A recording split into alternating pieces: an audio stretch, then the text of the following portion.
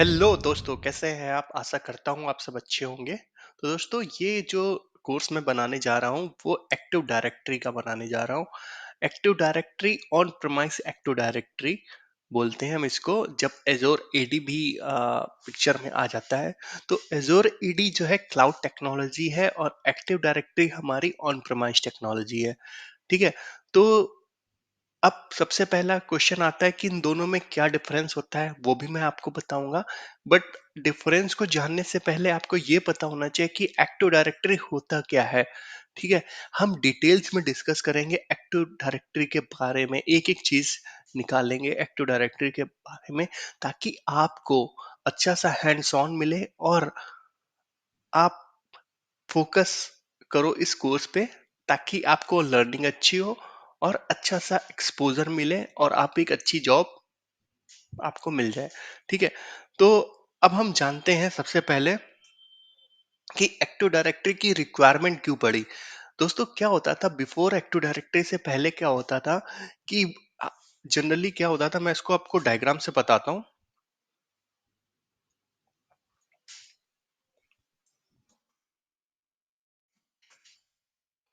Before active directory से पहले मान लीजिए आपका जैसे आपका लैपटॉप है। ठीक है। ऐसे अगर लैपटॉप या डेस्कटॉप होते थे ऑर्गेनाइजेशंस के पास, 4 या 5 लैपटॉप या डेस्कटॉप होते थे, तो उनपे क्या होता था कि लोकल एडमिनिस्ट्रेटर अकाउंट हुआ करते थे उस टाइम पे, लोकल एडमिन्स। ठीक है। लोकल एडमिन हुआ करते थे। अब मान लीजिए कि उन लोकल एडमिन्स को आपको मैनेज करना है। ठीक है। और उन कंप्यूटर्स को मैनेज करना है, क्योंकि आपके पास 4 5 है, तब तो कोई प्रॉब्लम नहीं है। ठीक है। अगर मान लीजिए कि ये कंप्यूटर्स हमारे पास 100 हो, तो लोकल एडमिनिस्ट्रेटर को मैनेज करना और उन सर्वर्स को, उन कंप्यूटर्स के ऊपर क्या पड़ा हुआ है उसको मैनेज करना।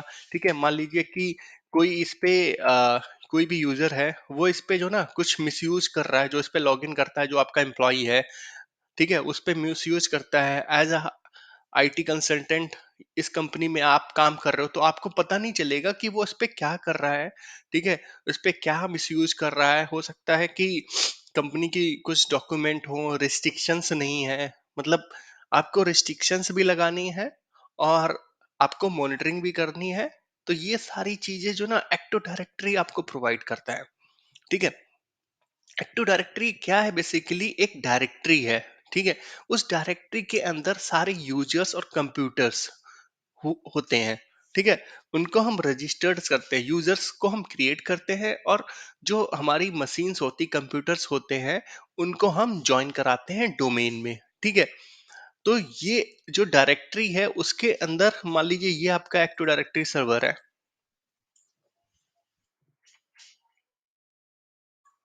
ये आपका एक्टिव डायरेक्टरी सर्वर्स हो गया। तो ये जो हमारा एक्टिव डायरेक्टरी का सर्वर होता है उसको हम डोमेन कंट्रोलर बोलते हैं। यहाँ पे मान लीजिए यूजर्स हो गए इस, और कंप्यूटर्स। ठीक है। और ऐसे ही जो नेटवर्क की डिवाइसेस होंगी, प्रिंटर्स। ठीक है। ये सारी डिवाइसेस यहीं पे होंगी इसके डेटाबेस में। ठीक है। और कंप्यूटर्स, यूजर्स तो हम क्रिएट करते हैं जैसा कि आपने जो रेडी में भी देखा, और कंप्यूटर्स हम ज्वाइन कराते हैं इस डोमेन में। ठीक है। प्रिंटर्स को भी हम रजिस्टर्ड करते हैं इस डोमेन में। तो ये क्या है? हमारी डोमेन है, एक्टिव डायरेक्टरी की डोमेन है। इसको हम बोलते हैं डोमेन कंट्रोलर। ठीक है। उस सर्वर को। अब दूसरा क्वेश्चन आता है कि अब आपको समझ में आ गया कि एक्टिव डायरेक्टरी की जरूरत क्यों है, क्योंकि पहले क्या होता था, लोकल्स, सारे ये लोकल्स यूजर्स थे, लोकल्स, तो इनको मैनेज करना बहुत ही टफ जॉब थी। तो अब क्या हुआ, हमारे पास एक सेंट्रलाइज डेटाबेस आ गया जो इन सारे यूजर्स को और इन सारे कंप्यूटर्स को मैनेज करेगा। ठीक है। अगर आपको मान लीजिए, एक और इसमें एक्टिव डायरेक्टरी का फीचर्स होता है ग्रुप पॉलिसी। ठीक है। अगर मान लीजिए आपको इस कंप्यूटर का राइट क्लिक ब्लॉक करना है, ठीक है, राइट क्लिक ब्लॉक करना है, या इसके डेस्कटॉप पे रिस्ट्रिक्शंस लगानी है, या इसके एडमिन कंसोल पे रिस्ट्रिक्शंस लगानी है, एडमिन एक्टिविटीज ब्लॉक करनी है, ठीक है, कंट्रोल पैनल ब्लॉक करना है, तो आप जीपीयू के थ्रू कर सकते हो। जीपीयू कहाँ होती है? Active directory. Active directory GPU को फोर्स करेगा और वो जाके ये कंडीशंस लग सकती है इन पे। ठीक है। तो ये है एक्टिव डायरेक्टरी की रिक्वायरमेंट, एक्टिव डायरेक्टरी की रिक्वायरमेंट क्यों पड़ी। अब हम आते हैं अपनी स्लाइड पे। तो सेकंड पॉइंट है हमारा, व्हाट इज डीएनएस। ठीक है। ये भी बहुत इंपॉर्टेंट चीज है दोस्तों, इसको समझना कि डीएनएस क्या है। डीएनएस के बिना एक्टिव डायरेक्टरी इनकम्प्लीट है। ठीक है। तो सबसे पहले समझते हैं कि हमारा जो नेटवर्क होता है, आपको नेटवर्क पता ही होगा। हमारे जो स्विचेस होते हैं, ये मान लीजिए स्विच हो गया, ये राउटर हो गया। ठीक है। ये मान लीजिए हमारा स्विच है, ये हमारा राउटर है, ये हमारा राउटर हो गया। ये क्या जानते हैं दोस्तों, ये आईपीस को जानते हैं। ठीक है। आईपी को जानते हैं। ठीक है। ये आईपीस को जानते हैं। ठीक है। आईपी मान लीजिए एक 192.168.1.0। ठीक है। ये आईपी हो गई आपके पूरे सबनेट आईपी है, ये आपके पूरे इंफ्रा की। तो ये राउटर स्विचेस हैं आपके एनवायरनमेंट में। ठीक है। ये राउटर स्विचेस क्या किसको जानते हैं, आईपीस को जानते हैं। और जो डोमेन कंट्रोलर हमारा होता है, जैसा कि मैंने आपको बताया था, नाम और यूजर नेम। ठीक है। कंप्यूटर नेम, हर जगह पे नेम आ रहा है। तो हमारा डोमेन कंट्रोलर क्या काम करता है, वो सिर्फ नेम को जानता है। मतलब एक्टिव डायरेक्टरी सिर्फ नेम को जानती है। ठीक है। अब बीच में कुछ ना कुछ तो ऐसा आना चाहिए ना, कि जिसका काम ये होना चाहिए कि इसको कन्वर्ट करे name to IP, IP to name. ठीक है। तो ये डीएनएस सर्वर का काम होता है। ठीक है। अब आपको समझ में आ गया होगा। ठीक है। डीएनएस सर्वर का काम क्या होता है, नेम से आईपी। ठीक है। नेम से आईपी और आईपी से नेम। ठीक है। अब अब आपको ये समझ में आ गया होगा कि बिना नेम के डोमेन कंट्रोलर तो काम नहीं करेगा। ठीक है। क्योंकि क्या होगा कि जो डिवाइसेस होंगी, कोई भी ट्रैफिक या कोई भी इसके पास एक्टिव डायरेक्टरी के पास आएगी, कोई भी डिटेल, ये हमारा एक्टिव डायरेक्टरी का सर्वर है, इसको हम डीसी बोलते हैं, डोमेन कंट्रोलर। ठीक है। अब ये डीसी को कैसे पता चलेगा कि इस जो इंफॉर्मेशन आ रही, यहाँ से एक यूजर इंफॉर्मेशन भेज रहा है, मान लीजिए ये यूजर का लैपटॉप है, ये जो है इसके कंप्यूटर का कुछ नाम होगा। ठीक है। इसका मान लीजिए कंप्यूटर वन नाम है, कंप्यूटर वन डॉट। ठीक है। डोमेन का नाम होता है कुछ भी, डोमेन हम मान लेते हैं यहाँ पर xyz.com। ठीक है। ये हमारा एफक्यूडीएन नाम बोलते हैं इसको। ठीक है। ये क्या होगा, ये डोमेन जो है, ये इसका नाम है, इस डोमेन का नाम है। ठीक है। ये सबसे पहले आप ये यहाँ पे ये समझ लीजिए कम्युनिकेशन कैसे होगी। ठीक है। अगर मान लीजिए इसको कोई इंफॉर्मेशन चाहिए, इस कंप्यूटर को कोई इंफॉर्मेशन चाहिए कि इसको जाके पिंग करना है एक कंप्यूटर को, एक सर्वर को, file server one, file server one. ठीक है। इसको चाहिए फाइल सर्वर वन से इंफॉर्मेशन लेना। और फाइल सर्वर वन हमारा कहाँ पे है, यहाँ पे है। ये हमारा फाइल सर्वर है। ठीक है। ये हमारा फाइल सर्वर है।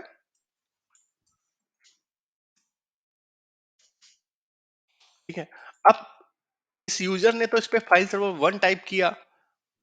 अब राउटर और स्विचेस को तो पता नहीं है कि फाइल सर्वर क्या होता है, फाइल सर्वर वन क्या है, क्योंकि राउटर और स्विचेस तो आईपी पे काम करते हैं। तो क्या होगा दोस्तों, ये जो रिक्वेस्ट है इसके सिस्टम से निकलेगी। ठीक है। और वो जो इसके इस सिस्टम के ऊपर एक टीसीपी आईपी होगा। ठीक है। इस सिस्टम पे भी एक टीसीपी आईपी होगा, उस पे डीएनएस एड्रेस की डिटेल्स पड़ी होंगी। ठीक है। डीएनएस एड्रेस की डिटेल पड़ी होंगी, वो क्या करेंगे, वो जो है इसके डीएनएस एड्रेस पे वो आईपी, वो जो रिक्वेस्ट है वो उसके डीएनएस एड्रेस पे चली जाएगी। ठीक है। डीएनएस एड्रेस से इसको पता चल जाएगा कि ये फाइल सर्वर वन है, कि फाइल सर्वर वन की रिक्वेस्ट है, इस फाइल सर्वर के पास आ जाएगी। ठीक है। तो ये होता है जो रिक्वेस्ट रिजॉल्व। अब इसमें डोमेन कंट्रोलर का काम क्या होता है, क्योंकि दोस्तों क्या होता है कि फाइल सर्वर वन, ठीक है, इसका कंप्यूटर वन, ठीक है, मैंने आपको ये बता दिया। ठीक है। इसका भी एक नाम होगा, इसका भी डीएनएस सर्वर का भी एक नाम होगा। ठीक है। स्विच का भी एक नाम होगा। ठीक है। इसका भी एक नाम होगा। आप किसी का नाम याद रख सकते हो। ठीक है। आपकी क्लास में अगर बहुत सारे बच्चे पढ़ते हैं, मान लीजिए आप किसी क्लास में हो, ठीक है, तो वहां पे हर बच्चे का एक रोल नंबर होता है। ठीक है। और नाम भी होता है। तो आपको उसका रोल नंबर याद नहीं होगा, बट हाँ, आपको नाम जरूर याद होगा। ठीक है। तो वही होता है यहाँ पर कि हमें नाम याद रहता है क्योंकि वो यूजर फ्रेंडली होता है। तो नाम हमें याद रहता है, और नाम कहाँ पे लिखा रहता है, यहाँ पर। उसका हर चीज का नाम यहाँ पे होगा रजिस्टर्ड। ठीक है, क्योंकि ये सेंट्रलाइज डेटाबेस है यूजर्स, डिवाइस, प्रिंटर्स, ठीक है, कंप्यूटर्स की। तो यहाँ पर सबका नाम होगा कि ये फाइल सर्वर का नाम ये है, ठीक है, इस कंप्यूटर का नाम ये है। और यहाँ पर क्या होगा डीएनएस में, यहाँ पर नाम भी होगा और आईपी भी होगा। ठीक है। तो होपफुली ये आपको समझ में आ गया कि डीएनएस की रिक्वायरमेंट क्यों पड़ती है। क्योंकि जो हमारी नेटवर्क डिवाइस होती हैं वो आईपी पे काम करती हैं, एक्टिव डायरेक्टरी हमारी नाम पे काम करती है। अब इन दोनों के बीच में कम्युनिकेट कौन कराएगा, तो वो डीएनएस आ गया। ठीक है। तो अब हम आते हैं नेक्स्ट पॉइंट पे। ठीक है, नेक्स्ट पॉइंट भी हमारा कवर हो गया, इस DNS required for active directory.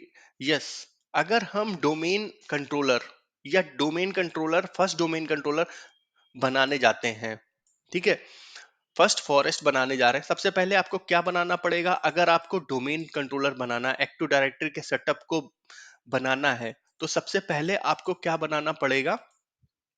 मान लीजिए ये आपका फर्स्ट डोमेन कंट्रोलर है। ठीक है, ये आपका फर्स्ट डोमेन कंट्रोलर है एक्स वाई जेड डोमेन का। ठीक है, ये आपका फर्स्ट डोमेन कंट्रोलर है। आप क्या करने जा रहे हो? ये सर्वर है आपका। आपने क्या किया, इसके ऊपर आपको एडीडीएस रोल इंस्टॉल करना पड़ेगा। एडीडीएस, ठीक है। अब इस रोल को इंस्टॉल करने के लिए आपको क्या क्या पता होना चाहिए? सबसे पहले तो आपको इस डोमेन, जिस डोमेन को आप इंस्टॉल करना है, मतलब जिस डोमेन को आप इंस्टॉल करोगे उसका नाम पता होना चाहिए। मान लीजिए एक्स वाई जेड, ठीक है, .com।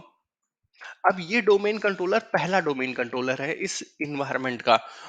ठीक है, तो ये हमारा क्या बन जाएगा? पहला डोमेन कंट्रोलर हमेशा फॉरेस्ट बन जाता है, फॉरेस्ट डोमेन कंट्रोलर। ठीक है, तो ये हमारा बन जाएगा फॉरेस्ट डोमेन कंट्रोलर। ठीक है, और साथ में ये क्या है? ये एक डोमेन भी है। ठीक है, ये एक डोमेन भी है, एक्स वाई जेड। ठीक है, एक्स वाई जेड एक डोमेन का नाम भी है, और ये हमारा पहला डोमेन कंट्रोलर है, इसलिए हमारा ये फॉरेस्ट भी हो गया। ठीक है, अब क्या होगा कि इस डोमेन कंट्रोलर को जब आप इंस्टॉल करने जा रहे हो, तो उससे पहले इस डोमेन कंट्रोलर पे जो अभी माइक्रोसॉफ्ट रिकमेंडेड करता है, आप नया डीएनएस सर्वर भी बना सकते हो अलग से।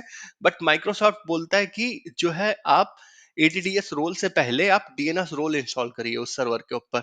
ठीक है, तो इस पे डीएनएस रोल मैंने इंस्टॉल कर दिया इसी सर्वर के ऊपर। तो ये क्या होगा, इसके साथ में एडीडीएस के साथ में ये इंटीग्रेटेड हो जाता है। ठीक है, ये इंटीग्रेटेड हो जाता है इस एडीडीएस के साथ में। ठीक है, तो ये होपफुली ये भी आपको समझ में आ गया होगा कि हम जब फर्स्ट डोमेन कंट्रोलर इंस्टॉल करने जाएंगे, मैं आपको डोमेन कंट्रोलर इंस्टॉल करके भी बताऊंगा। फिर उसके बाद आपको एक एक चीज, फॉरेस्ट, डोमेन, ट्री, ठीक है, और रूल्स कितने होते हैं, पार्टीशंस क्या होते हैं, ग्रुप पॉलिसी कैसे काम करती है, ठीक है, वो सारी चीजें बताऊंगा। अभी क्या होता है, लोग अभी क्लाउड के पीछे जा रहे हैं। ठीक है, बट ऑन प्रेमाइस की भी अभी बहुत अच्छी डिमांड है, बहुत अच्छा पैकेज मिल रहा है। तो आप ऑन प्रेमाइस पे भी काम कर सकते हो, आप ऑन प्रेमाइस भी सीख सकते हो। तो दोस्तों मैंने दो वीएम्स बनाई हैं यहाँ पर। एक वीएम्स बनाई जिसका नाम मैंने DC01 दिया हुआ है। अभी मैंने इस पे सिर्फ ये विंडोज मशीन है, इस पे अभी कुछ भी इंस्टॉल नहीं है, या बिल्कुल फ्रेश मशीन है। तो मैं इस मशीन को डोमेन कंट्रोलर बनाने वाला हूँ जिसका नाम होगा DC01। ठीक है, अब चलिए मैं इस मशीन पे लॉग इन करता हूँ। हम इस एक्टिव डायरेक्टरी सीरीज में प्रैक्टिकल करते रहेंगे और साथ के साथ सीखते भी रहेंगे। ठीक है, कि आपको क्या क्या करना है। बहुत ही इंटरेस्टिंग होने वाला है। अगर आप सीरियसली इस वीडियोस को देखोगे तो आपको बहुत ही अच्छा लगेगा सीख के। ठीक है, तो अब मैं इसका पासवर्ड डाल देता हूँ इस मशीन का।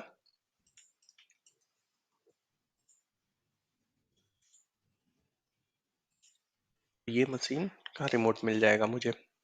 पहले मैं क्या करूंगा, इस मशीन पे लॉगिन करने के बाद सबसे पहले मुझे मशीन का नाम चेंज करना है। ठीक है, ताकि जो इसका नाम DC01 होना चाहिए। ठीक है, तो उसके लिए नाम को चेंज करने के लिए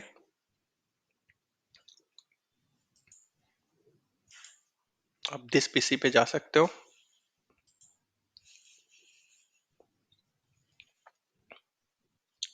अभी सिस्टम पे जस्ट लॉगिन हुआ है तो थोड़ा सा स्लो चल रहा है।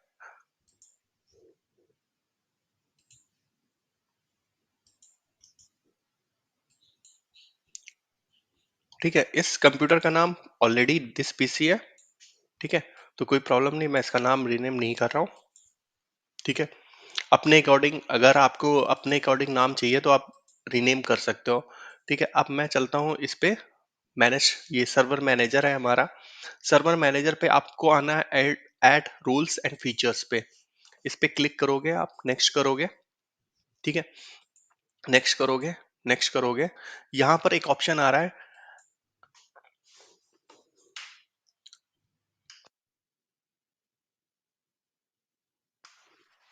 दोस्तों यहाँ पे एक ऑप्शन आ रहा है एक्टिव डायरेक्टरी डोमेन सर्विसेज, इस पे आप टिक करोगे और नेक्स्ट करोगे।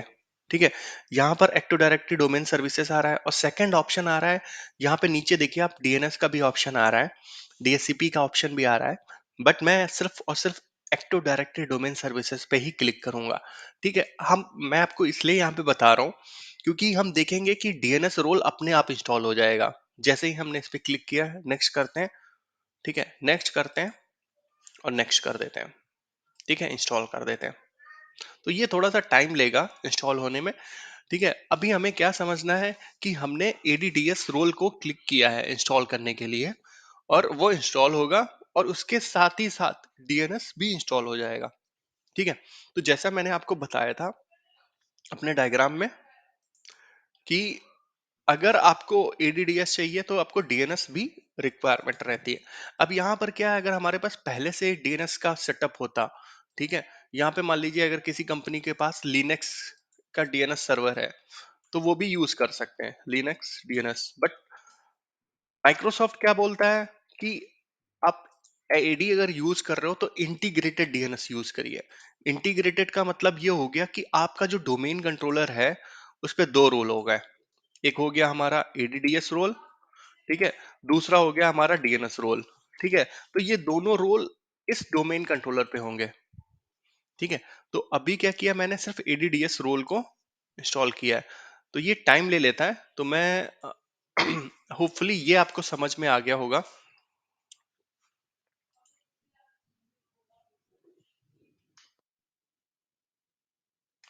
तो ये दोस्तों इंस्टॉल हो गया रोल। अब मैं इसको प्रमोट पे क्लिक कर देता हूँ। ठीक है, प्रमोट पे जैसे ही आप आएंगे यहाँ पे तीन ऑप्शंस आपको मिलेंगे। Add domain controller to existing domain, तो ये ऑप्शन तो है नहीं, हमारे पास कोई एग्जिस्टिंग डोमेन तो है नहीं। ठीक है, add a new domain to to an existing forest, हमारे पास कोई फॉरेस्ट भी एग्जिस्टिंग नहीं है। ठीक है, ऐड अ न्यू फॉरेस्ट, हमें क्या करना था, जैसा कि मैंने अपने डायग्राम में आपको बताया था, अगर हम पहला डोमेन कंट्रोलर बनाने जाते हैं, अगर हम फर्स्ट डोमेन कंट्रोलर बनाने जाते हैं, यहाँ पे ही मैंने बताया था आपको, अगर हम फर्स्ट डोमेन कंट्रोलर बनाने जाते हैं, मान लीजिए ये हमारा फर्स्ट डोमेन कंट्रोलर है। ठीक है, अगर हम अपना फर्स्ट डोमेन या, ठीक है, तो ये क्या होगा, जो हमारा फर्स्ट डोमेन कंट्रोलर वो बाय डिफॉल्ट हमारा फॉरेस्ट भी होता है। ठीक है, उसके ऊपर फॉरेस्ट रोल भी आ जाते हैं। ठीक है, तो ये आप याद रखिए, जो हमारा फर्स्ट डोमेन कंट्रोलर है वो हमारा फॉरेस्ट डोमेन कंट्रोलर बनता है।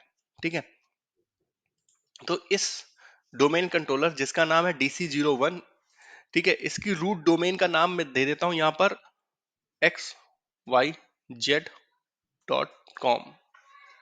ठीक है, xyz.com, या फिर मैं इसको, इसका नाम कर देता हूं लर्न हिंदी, लर्न एजोर इन हिंदी डॉट ऑनलाइन।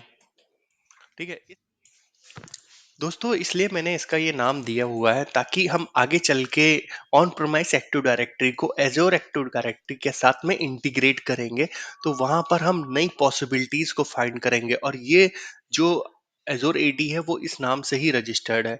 तो मैं इसको नेक्स्ट करता हूँ। नेक्स्ट करने के बाद आप यहाँ पर फॉरेस्ट फंक्शनल और डोमेन फंक्शनल लेवल देख सकते हैं, ये हमारा लेटेस्ट है, इसमें बहुत सारे ऑप्शंस होते हैं, ये मैं आगे चल के आपको बताऊंगा कि क्या होते हैं। ठीक है, यहाँ पर देखिए स्पेसिफाइड डोमेन कैपेबिलिटीज पे, अगर यहाँ पर मैं डीएनएस को अनचेक कर देता हूँ, ठीक है। तो आगे चल के मुझे डीएनएस के बारे में डिटेल्स देनी पड़ेंगी कि हमारे पास डीएनएस सर्वर कौन सा है। अगर आप नहीं देते हैं तो ये आपका जो है एक्टिव डायरेक्टरी डोमेन कंट्रोलर काम नहीं करेगा प्रॉपरली। ठीक है, तो मैं इसको भी चेक कर देता हूँ। और यहाँ पर डीएसआरएम पासवर्ड आपको देना पड़ेगा।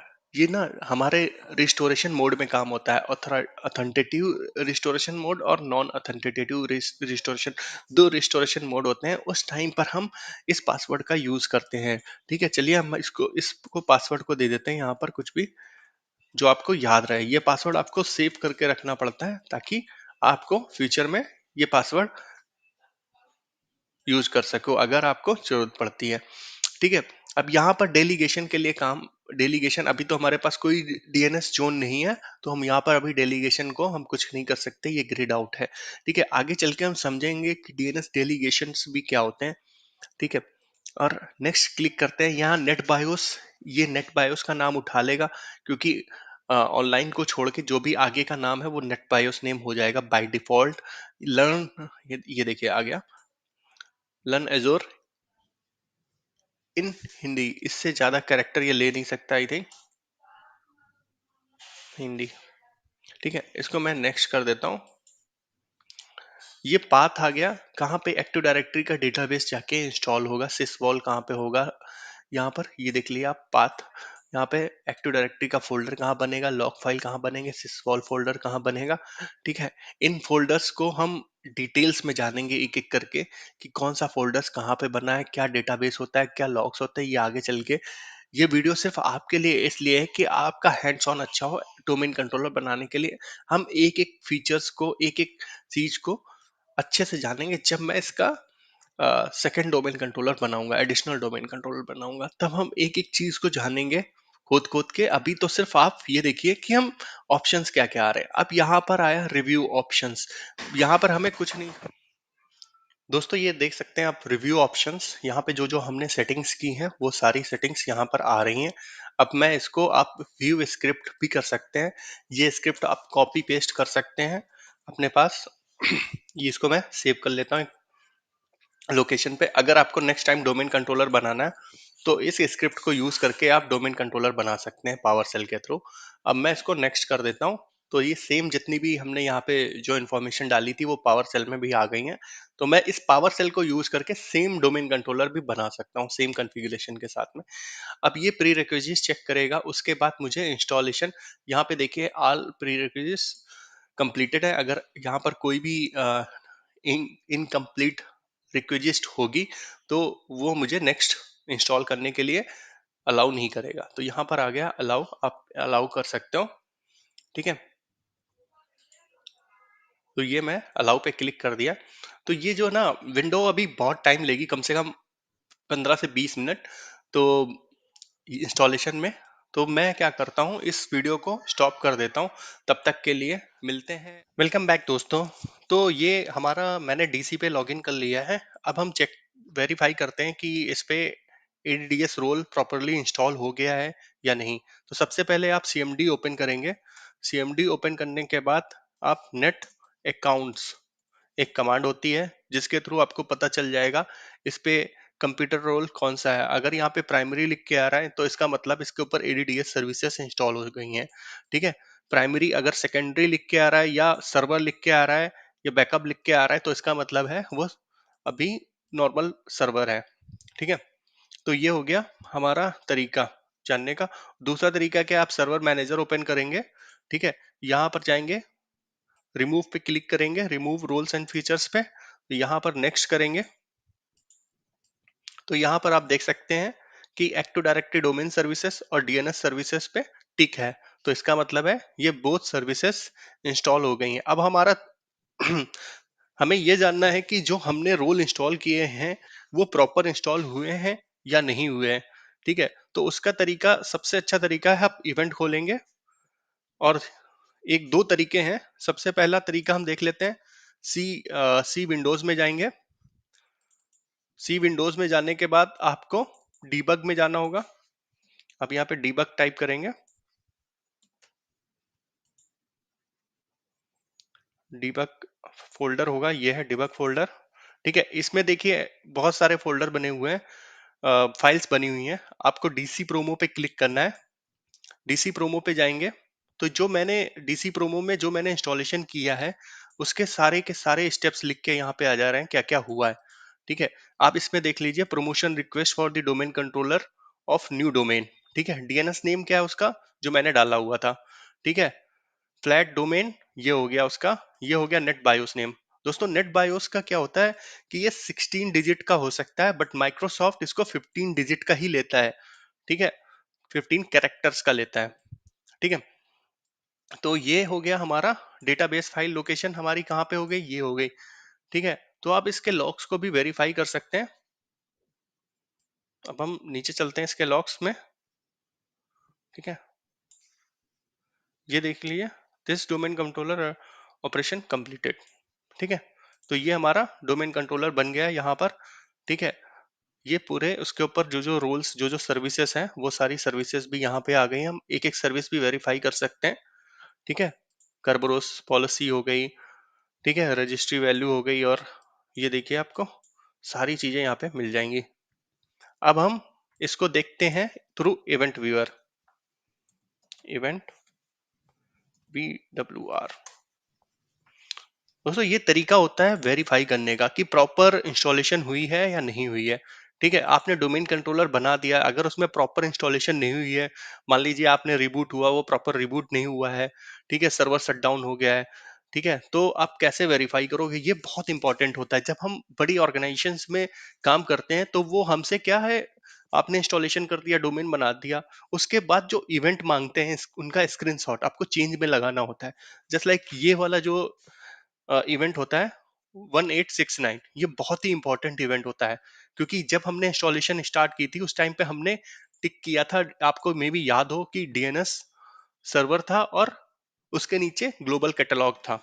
ठीक है, तो ग्लोबल कैटलॉग पे मैंने टिक था ऑलरेडी, तो इसका मतलब है ग्लोबल कैटलॉग रोल भी इंस्टॉल हुआ है इसके साथ में। तो आप यहाँ पे देख लीजिए, इस सर्वर को ग्लोबल कैटलॉग रोल एलोकेट हो गया है। ठीक है, उसका ये इवेंट जनरेट हुआ है। तो ये एक तरीका है जिससे आप वेरीफाई कर सकते हो कि चीजें प्रॉपरली इंस्टॉल हुई हैं। ये आप इसका इवेंट लगा सकते हो कि उस सर्वर को ग्लोबल कैटलॉग रोल मिल गया है। ठीक है, कंसोल को, कंसोल को चलिए देखते हैं, एक्टिव डायरेक्टरी के कंसोल को।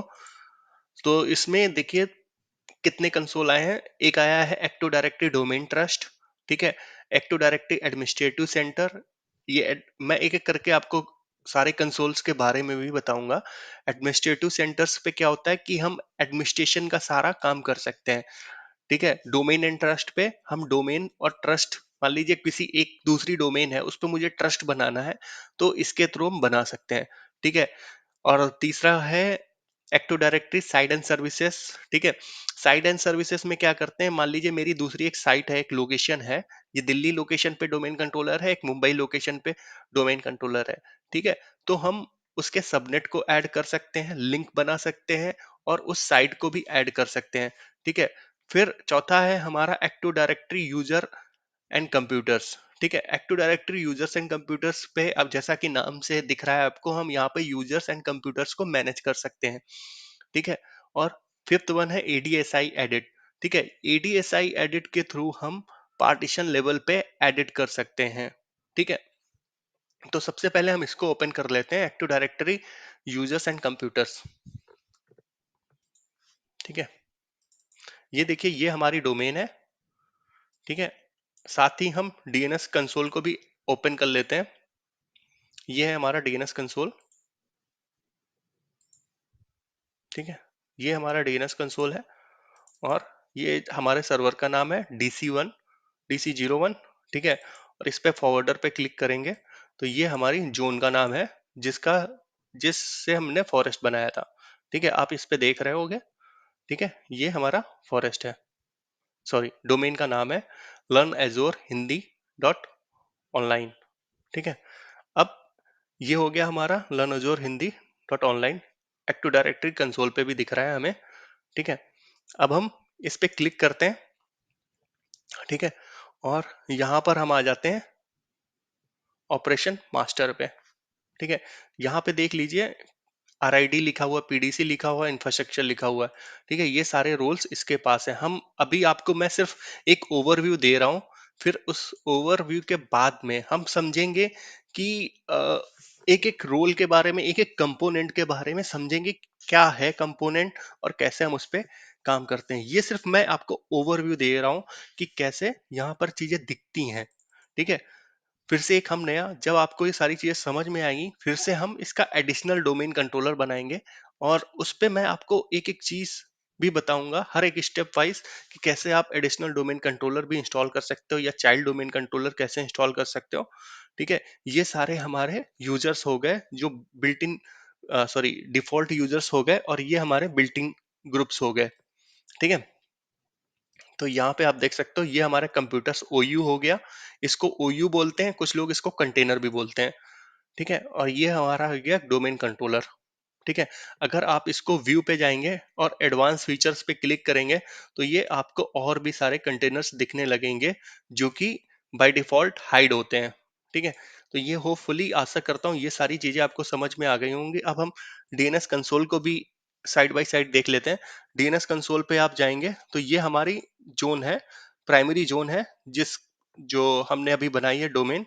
ठीक है, अगर आप इस पे क्लिक करेंगे, जो हमें अपना रिकॉर्ड देखना है, ये हमारा होस्ट ए रिकॉर्ड हो गया, इस डोमेन का रिकॉर्ड हो गया। इस पे आईपी आ रहा है 10.0.0.7। इस जो डोमेन कंट्रोलर का आईपी है, आप यहाँ पे आईपी कॉन्फ़िग लिखेंगे, इंटर करेंगे, इसका जो आईपी है वो यही है 10.0.0.7। ठीक है, अगर ये तो मैंने लैब में कर रहा हूँ, अगर आप को किसी कंपनी के लिए डोमेन कंट्रोलर बनाना है, तो ये आईपी शुड बी स्टैटिक होना चाहिए।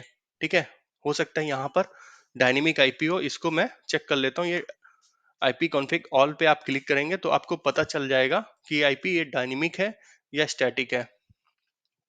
ठीक है, तो यहाँ पर आप करेंगे, देखेंगे कि ये डीएचसीपी सर्वर इसको आईपी दे रहा है और यहाँ पर डीएचसीपी इनेबल है, तो ये आईपी डायनेमिक है। बट आपको क्या करना होगा रियल लाइफ में, ये जो है स्टैटिक आईपी होना चाहिए, और डीएनएस एड्रेस यहाँ पर जो है आपका प्राइमरी होना चाहिए। अभी क्या लूप बैक एड्रेस पड़ा हुआ है 127.0.01, ये लूप बैक एड्रेस पड़ा होता है, ये बाय डिफॉल्ट आ जाता है, क्योंकि क्या है अभी कोई और डोमेन कंट्रोलर नहीं है, तो ये इसी को रिजॉल्व कर रहा है।